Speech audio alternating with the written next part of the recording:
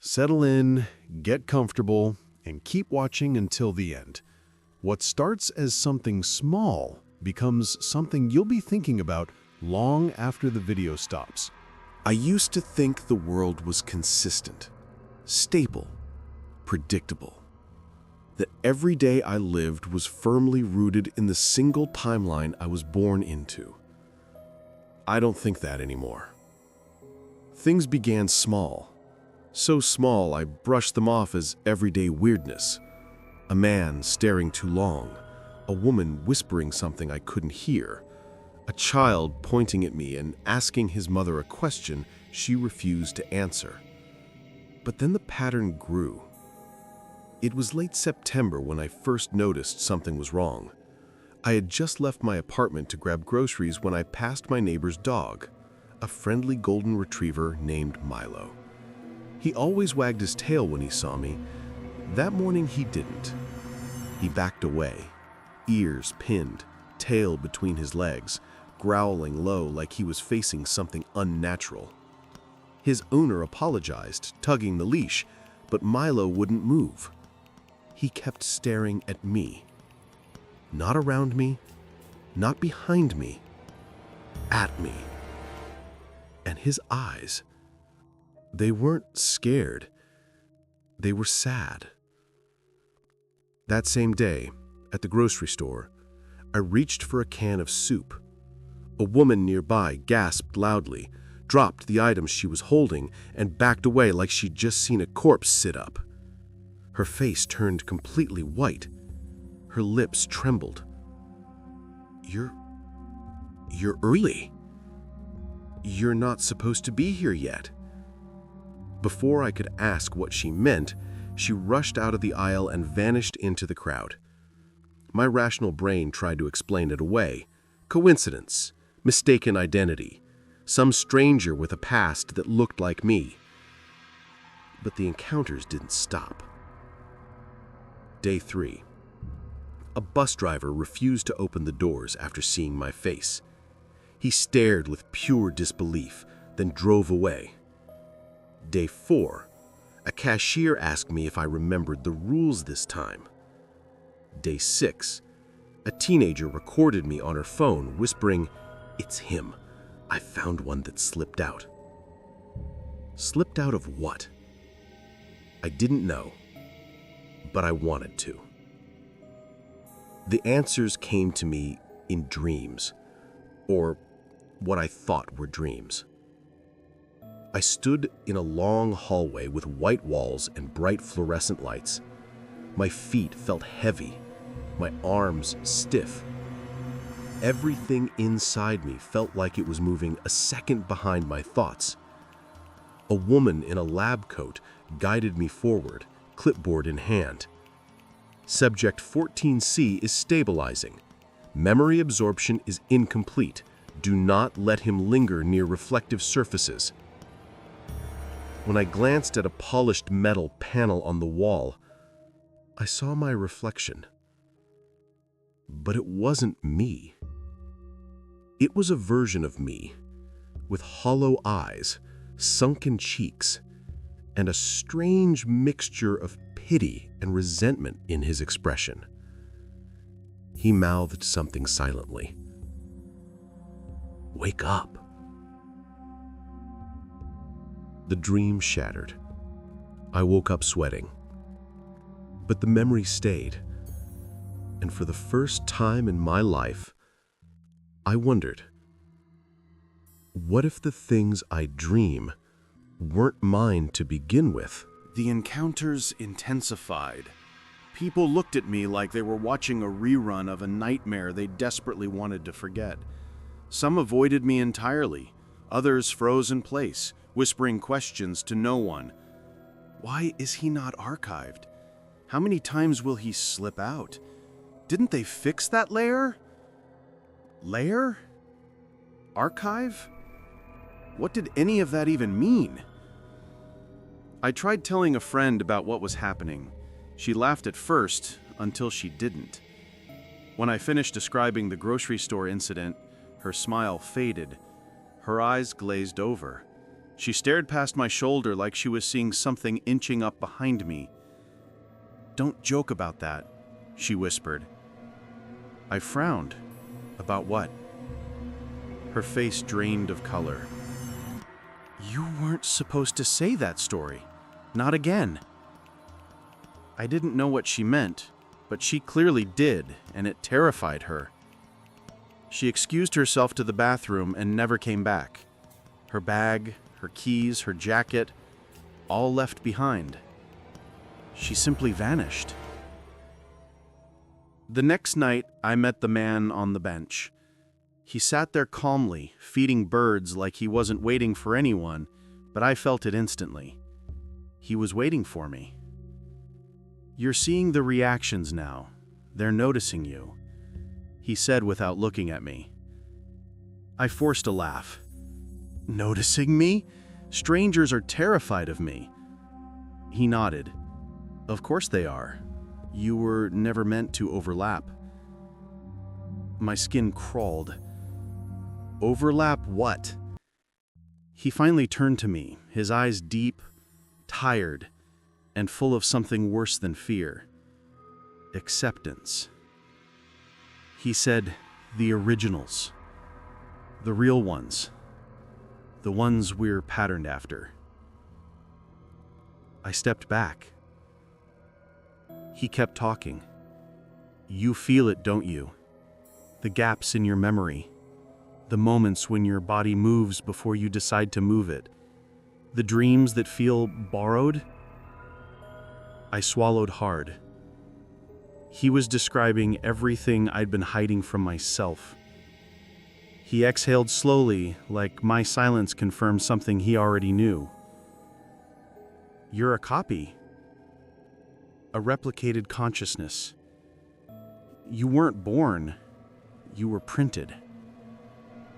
I shook my head. "That's impossible." He smirked bitterly. "Everything feels impossible before you remember the first time, and the second, and the third." His gaze sharpened. "You're waking up." He stood and began walking away. I shouted after him, demanding answers. He didn't turn around. He only said, "Stay away from mirrors. They're starting to notice you too." That night, I covered every reflective surface in my apartment, every mirror, every window, my TV screen, even my phone. But covering them didn't stop the feeling. Something was still watching me. And worse, something was waiting. The subway incident broke something in me. I was standing on the platform, exhausted, overwhelmed, trying to convince myself that everything was in my head. Then the train passed by, and in every single window, every blurred reflection, every streaked flash of glass, I didn't see the passengers. I saw myself. Hundreds of me. Each one slightly wrong. One had a crooked jaw. One had bloodshot eyes. One had no eyebrows. One was smiling softly like he pitied me. One shook his head in disappointment. One mouthed, "Not this again." But the worst ones were the ones that looked exactly like me. Perfectly like me. They all raised their hands at the same time, pressing their palms against the window as the train rushed past. And they all mouthed the same word. Stop. I stumbled backward, almost falling onto the tracks. The conductor ran over. "Hey, you okay?" I looked up, and his expression changed instantly. Recognition, fear, resentment. "You're still out?" he whispered. "Why didn't they reabsorb you?" Before I could respond, the lights flickered, and he was gone.